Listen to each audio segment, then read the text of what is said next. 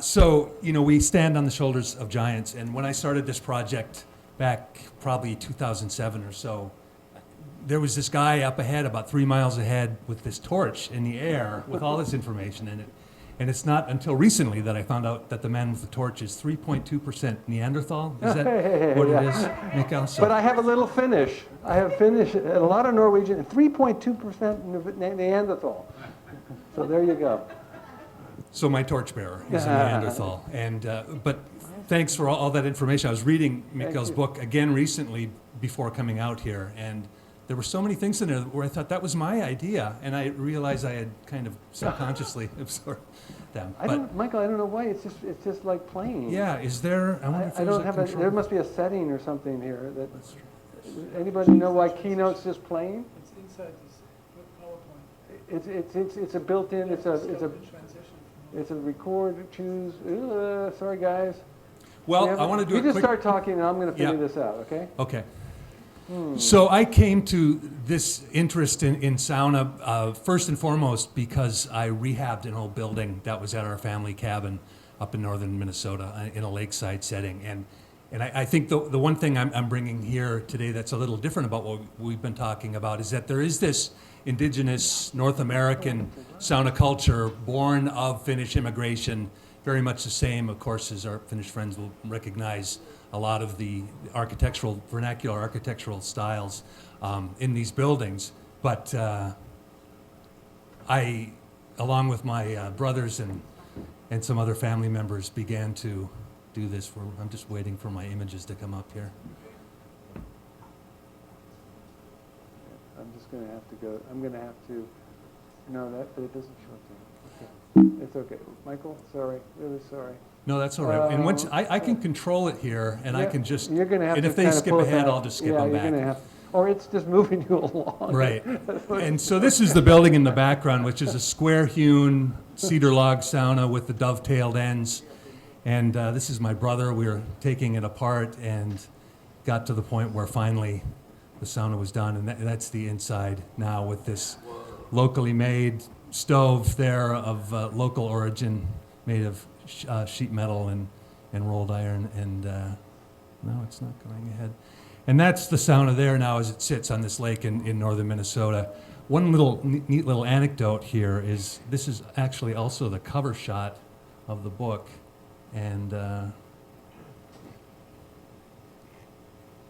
And this woman was they photoshopped her out because Barnes and Noble said they would not give end cap placement to the book if she was there. So she's in the book inside where this photo appears, but she's not on the cover.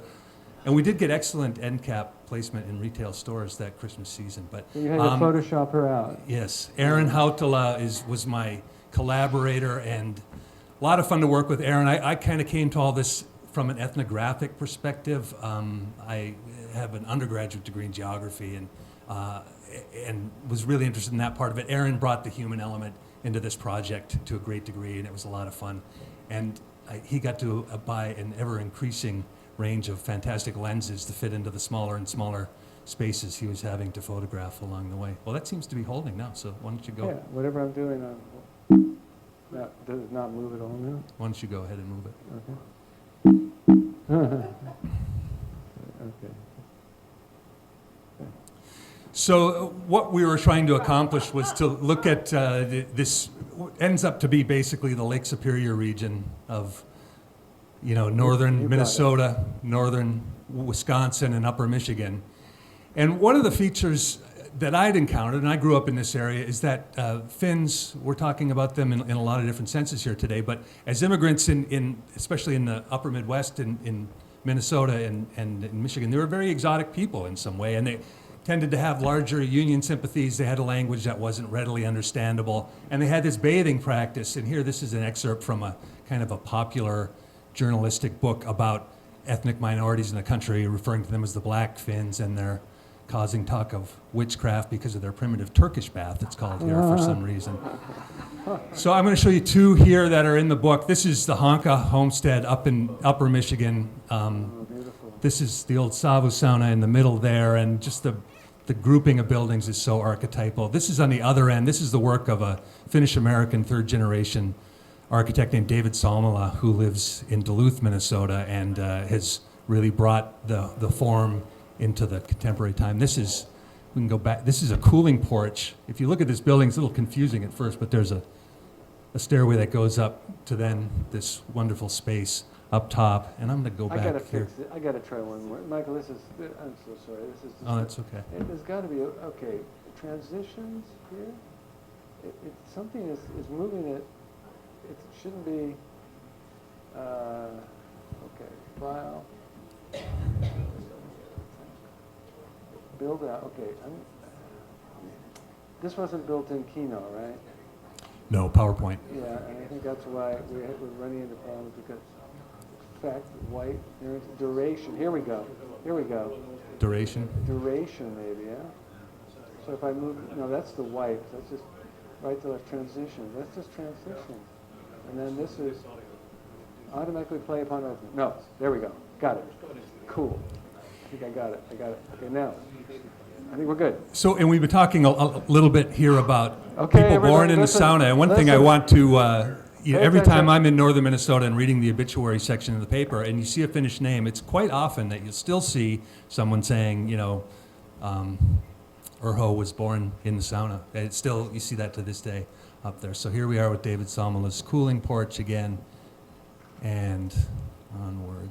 Okay, so the various elements here. One thing I want to emphasize again is, Great shot. and especially in our part of the world, saunas are often affiliated with water, and the playfulness of it is really great. I was drafted into model duty often in this threadbare project, so that's me launching into the water there. But this is on a small lake in northern Minnesota where my grandparents had a cabin, and every property to 3 or 4 to either direction were settled by Finnish families who built their saunas right down by the lake, and they all had these beautiful, either some asphalt siding on them, all sorts of elements. This, as our Finnish friends will recognize, is a shot from the Finnish Sauna Society on the Baltic.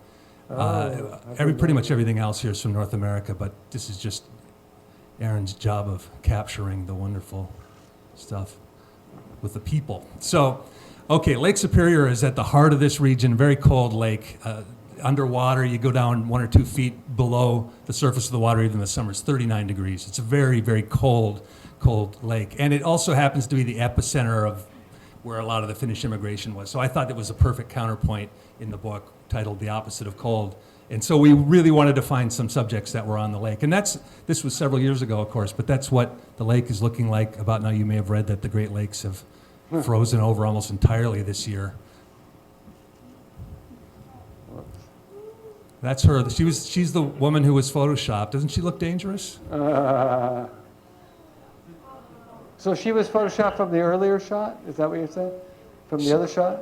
She was. I'm sorry. What was the question? Oh yeah. That's what yeah. you- That's at the same on Same the one. same day. Sure. Yeah, that was a great sequence. Oh, wonderful. And of course, the key here is to cut the hole where the water's only 3 feet deep. And no one really, you don't notice that initially, but. Yeah, okay. We're all cold. And one problem in the course of doing a book like this, you're hurrying with things. We really failed to get the sauna, and this is my family's sauna in the background there, to get it adequately hot that day. So there she was. And Aaron made her do the jump twice because he blew the shot the first time. Those photographers, oh my gosh. So just a little glimpse at preferred temperatures here, and we're going to look at a few stoves. The holy grail for me as a writer was to find a working Savu sauna, and I'm glad Timo was speaking just before me because this is John Sari up in Upper Michigan near Marquette, Michigan, and he's refashioned a Savu sauna there that's operational. And in that part of the world, there's, in fact, I looked around a lot, and people would say, oh, yeah, the Aho brothers built a Savu sauna, but it burned down 10 years ago, and, on and on. There were a lot of anecdotes like that. Yeah, that This wasn't mentioned earlier, but they often do burn down. easily can burn down. And this is a few shots of Kiowas here, the hearth. This one's in Finland. This is one from the archives of Matti Kaups that's in the upper Midwest near Duluth. And this one I just shot with my BlackBerry. I love the stove. It's all dry fit stone there. It's in western Sweden in an area called the Finnskogen, where a lot of Finns had settled back in the 16th and 17th centuries. I like this shot here. This is some family's archive shot of the burned down stove. Go back to that sign. With the There's no- Kiowas there. There's no And then the saying sign there says there's no such thing as an overheated sauna. They burn down before they get too hot. That's great. And that was salvaged from a burned down sauna, by the way, that sign.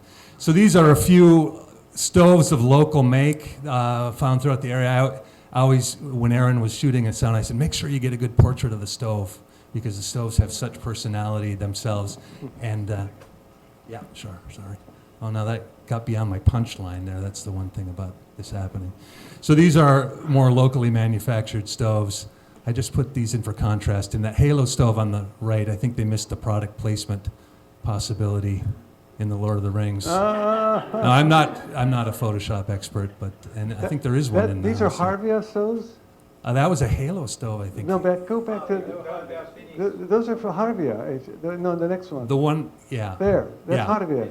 Harvia. Those two are. How I think did the you one on get the right that? is Halo. How did you get the Harvia stove? Was that here or in Finland? Those are like production photos. I know, but you got the, okay, got it. Yeah, because I can't find that here. I didn't know they were selling here, is what I'm trying to say. Oh, yeah. I don't know. So these are a couple more shots of Kiowas here. Lots of rock being used there, obviously. The one on the right is, I like that masonry style. That's from western Minnesota area called Annandale, where a lot of Finns settled. And, you know, just that brick built all the way. And, I mean, the method there is obviously to throw the water right on top of the bricks themselves.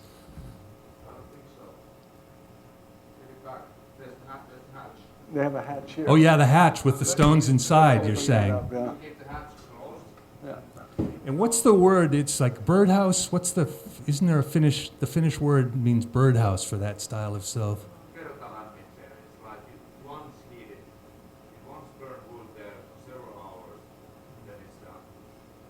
And then you stop burning. It burns like a smoke sauna, but you know, it's the same like here in the Bonja. There's the Yeah. hatch when you throw the water inside. So It's not continuous burning. this again, this is a production shot here from a folder. But what I like is the way the stone is integrated in, and then of course this is another David Salmela creation. This is on Madeline Island in Lake Superior in northern Wisconsin.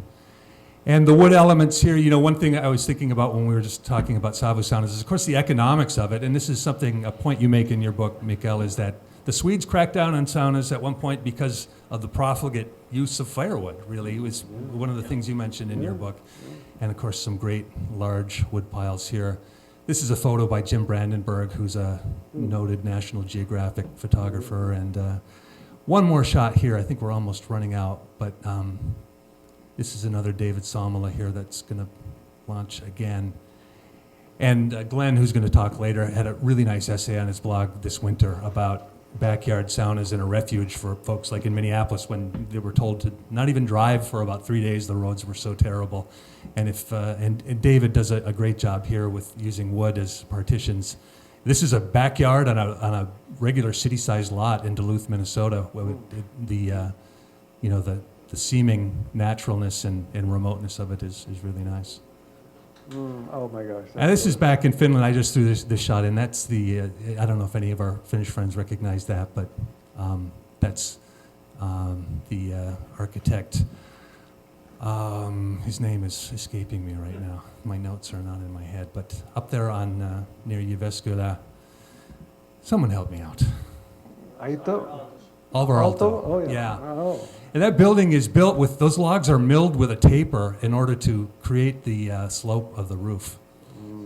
And that's it there. There's a few things I just left on at the end. Mika, I was telling you last night about the scene from Virgin Spring, and this is a predecessor to that. This is Max von Sydow.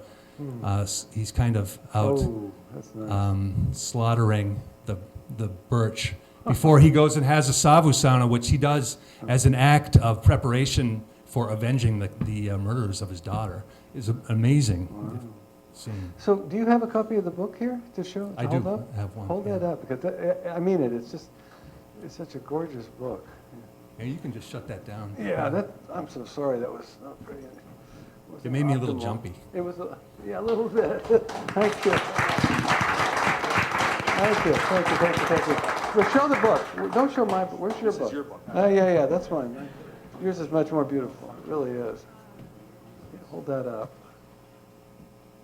When I saw this book, I just was so excited because it's it's a full color book. It's gorgeously produced, and so it means there's a real commitment to this What you subject. should do is read the blurb on the back. What blurb? Oh yeah, I read that. Whenever Actually- I have a bad day, I read Nico's blurb. And, Actually, I'm going to read it. The finished sound is often a modest structure made of wood and stone. Over time, the wood rots, the stones crack, and finally, all that is left are memories. But what memories? I can't think of any human activity except eating that brings people together with such wholeness. Mind, body, and spirit are fused by the heat and steam, and we're collectively reminded of all the things that make us uniquely human. Author Michael Nordskog and photographer Aaron Hautala have created a fitting tribute to the great sound tradition of northern Minnesota. The opposite of cold makes permanent the fleeting memories of the early Finnish immigrants and the generations that followed. This is an important work, and it honors everything it touches. And I mean it. It's very important. Thank you. Thank you. Thank you. Thank you. That's nice. Yeah.